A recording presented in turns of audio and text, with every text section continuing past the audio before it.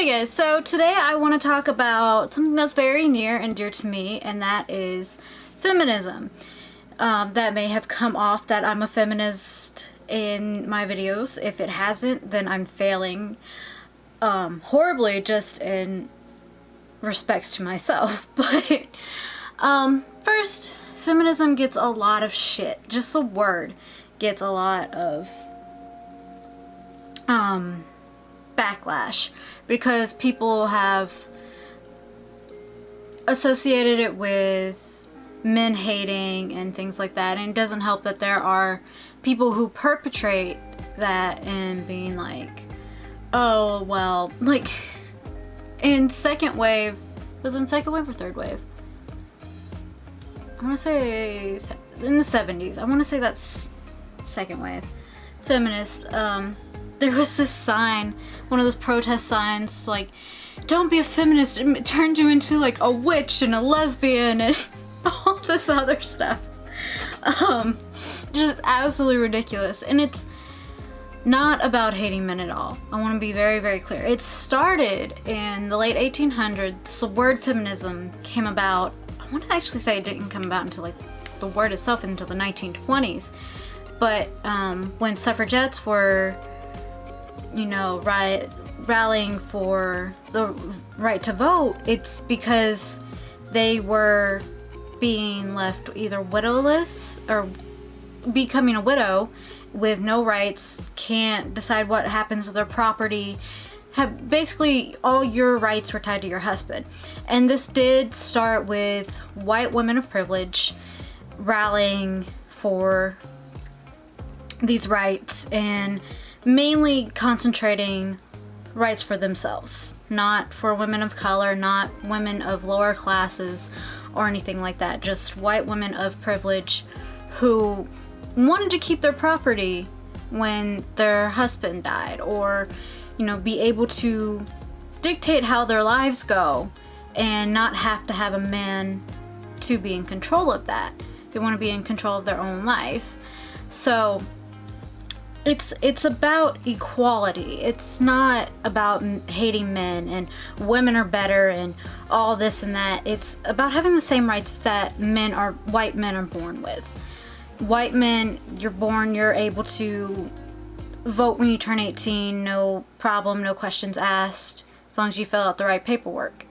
Women, I mean, we had to throw bricks into factories and protest presidents and chain ourselves to the fence outside the White House and go to get put in jail, and then and that was just for white women to get the vote, and then black women didn't get the vote until 1954, I believe, and you know, during the civil rights, and that was part of the civil rights movement, was gaining rights to vote for everyone. Like the 13th or 14th Amendment allows black men to vote, the right to vote, but it didn't allow women to vote. I mean, the 19th Amendment that was passed in 1920 was only to let white women of class, of privilege vote. So it started out with just basically being able to vote, being able to have a say in your life politically, not have everything stripped away from you if your husband died, and things of that nature.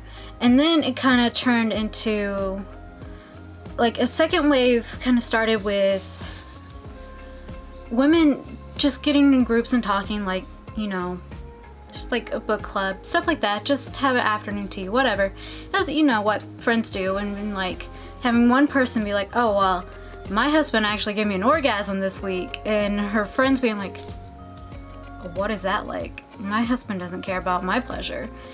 And it just, you know, building on little things like that seems like it'd be common sense that both or all sexual partners would want to have to give and receive pleasure, but no. And it's just little things like that. I mean, big things like voting, and little things like, you know, everyone should have pleasure, and then that goes into and that branched into bigger things like sexual harassment and protection from that, and being like, hey, you can't just come up and grab me, that's not okay, you can't invade my personal space, you can't say lewd and rude remarks to me, make me uncomfortable just to give yourself a laugh or whatever, and you're disgusting, go away, I don't want to deal with that, and I shouldn't have to. And then it was also, you know, it comes out of, and it continued after the World War I and World War II, more so World War II. Women had to come front into the war effort, making the ammunition, building the planes. I mean, Rosie the Riveter, there's a riveter of putting like the rivets on planes, putting planes together. So, and there were women, more so in Britain and in France, that were on the front lines, and flyers and bombers. There's not a lot, I mean, a handful, but, and definitely more behind the scenes things that were also in the military, like the code breakers and stuff like that. There's a ton of great documentaries on Netflix about it. Ken Burns, all of his are really good. There was a whole BBC show about the code breakers, so good stuff. Go check it out. History is actually really fucking fascinating, and if you say it's boring, you weren't taught right, because it's actually completely fascinating, and very dramatic. Oh, so much drama. Like, some of the things that happened even 60 years ago puts all of the drama today to shame. Like, they don't know what drama is. That's completely besides the point. And it's just like, well, I'm able to take care of my family, I'm able to pay the bills, and not everybody's husband came back from the war. Not everybody's son came back to the war to where they could take care of the family if their father passed away, and all of that. And just like, I like making money, I like having a paycheck, I like being able to take care of myself, and I should be able to continue that after the war. And so that started, and even started in, like, again, back to seemingly little things, like you would have been completely chastised for wearing pants out, kind of anyways, but definitely out. You would have been seen as a slut or some or a harlot or something like that, just an unsavory woman. And now, you know, we have all sorts of different styles of pants and jeans and whatnot. And it's just, feminism has brought those little things so we can have the comforts we have today. But we're not close to, like, there's still sexual harassment issues constantly. In the Me Too movement, you know somebody who's had a Me Too moment. And instead of chastising them, how about you support them? That's what feminists are asking for. Feminism is not about hating men. It is about correcting past wrongs and going into the future of equality for everyone, not just women of privilege or white women or anything like that, where it benefits everyone. And a big problem is that a lot of people, especially white people, see equality as something being taken away from them instead of nothing happening to them. And so it's like this, nothing happening to him, they stay there, and people here rise up to here. That's all it is. Nothing happens here. This stays. It's bringing this up, rising these people up, so everyone can be on the same playing field, have the same opportunities, same advantages, and you're judged on character and merit rather than status. And just having a better life for everyone involved. And also feminism, if I've heard especially in the last election, it really pissed me off when I heard this. And this is why, another reason why feminism gets a bad rap. It's because, you know, you had people saying, you're not a feminist if you don't vote for Hillary or this and that. And it's like, well, if I don't feel like they're the candidate for me, I don't feel like they're the candidate for me. I don't feel like they represent me. And that was the whole point of, like, throwing bricks into windows of factories. And I mean, that was also a union thing, but in like child and women worker labor laws and stuff like that, it's actually a really in-depth history of feminism and the feminist movements. And that's why, and like, there's so much to it, and you're just like, oh, it's just hating men. It's like, no, babe, no. There are radical feminists that are like that, and they're not, I mean, radical anything doesn't help the situation, doesn't, extremist radicals, it doesn't help. I mean, staying pacifist and staying in the middle doesn't help either. You have to you have to do something to get something to get done, basically. But also, like, feminism is supporting those who want to be a housewife, who choose to have 800 children, and that's what they want to do. They want to be a wife, they want to be a homemaker, and they love it, and that's their goal, and they're happy. As long as it is their choice is what matters. It's not someone forcing them into that role. It's, you know, if somebody wants to be a CEO and not have kids, or they just want to work and not have kids, or they want to work and have kids, it's providing those advantages, those opportunities to those people. And the same thing for men. If a man wants to be a stay-at-home dad, he can be a stay-at-home dad. It shouldn't be looked down upon. And that's the whole point of feminism, is supporting those choices, as long as they are choices made by that person. Or like if you're in a marriage, you both decide it is an equal and you're happy about it and you've communicated and that is what you want as a whole. As long as nobody is forcing you to do something you don't want to do, that's not best for you, that's not in your interest. That's the whole point of feminism, is just support and understanding and equality. I mean, maybe we need a better word, but it's not men hating. It's not, and like, if your feminism isn't intersectional, then it's not feminism.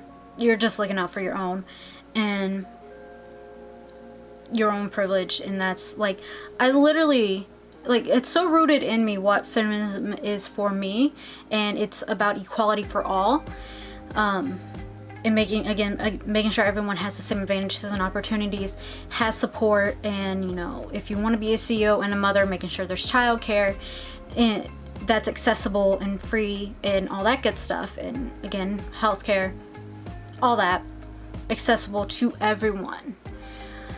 And that includes trans, LGBT, that whole spectrum, people of color, people disabled, people from any stature, poor to rich, all having the same. And I'm not talking utopian society, because that's just not realistic, and ultimately those crash. I mean, you just see like communist Russia and Cuba, and honestly, it's amazing that in North Korea that, I mean, China's kind of tweaked it in a way that's just somehow worked for them, but I mean, their goal was at first to be utopian, and then that, I mean, corruption and all that good stuff, but that's politics, that's not really here or there. So, but yeah, it's not about, again, hating men or women are great, or any, I mean, women are great, but we're pretty great. Have you seen women? We're pretty fantastic. We give you life. You could not be on this planet without a woman. So there's that. Just saying. And it's also like taking control of our own bodies. Like, this is mine. This belongs to nobody else. You don't pay my medical bills. You don't, you know, have to go through the medical stuff I have to go through. You don't have the periods I have. You don't have to deal with all that. You don't have to deal with what's going on in my head and all that. It's not yours. You don't take care of it. I take care of it. Let me represent myself, basically. Let me continue to take care of me and give me that opportunity to do so. But yeah, so it's just support, equality, and building each other up instead of tearing down. Oh, and intersectionalism, it's for everyone. If you don't include everyone in your equality and you just want equal rights for just white women, I'm not having it. That's not feminism. That's not equality. I literally had a dream. This is what I was saying. It was just like, it's so rooted into me. What feminism is to me is that a lot of people during elections love to go put the I voted stickers on Susan B. Anthony's headstone. Well, she was a fucking bitch. She was a racist ass bitch who didn't care if you were poor or anything. She only wanted votes for white rich women like herself. And like, I had a dream last night where I cussed her ass out for being a racist ass bitch. So we're not having that. No more of that shit. No, go, bye. We don't want you. You're not helping. Leave. Show yourself out. And yeah, so whatever you hear the media construe, that's not what feminism is. I've studied the history of this. This is what I got my degree in, is women history. That was my focus. And I mean, I really should have more details than I do, but school broke me. My brain doesn't work anymore. So I don't remember a whole lot of that, like the little details. There's some stuff, you know, but you don't need all that. But yeah, so whenever you hear somebody say, well, you're not a feminist if you don't blah blah blah, tell them to go fuck themselves, because they're not being a feminist by saying that very sentence. I had this conversation with my friend. I was just like, she's like, I want to be a feminist, but you know, I have all these people telling me that if I don't do this and that, I'm like, those people are full of shit. Don't listen to those people. They're fucking lying to you. I notice I get even more sweary when I'm heated about something or passionate about something. I don't know why I'm like this, you guys.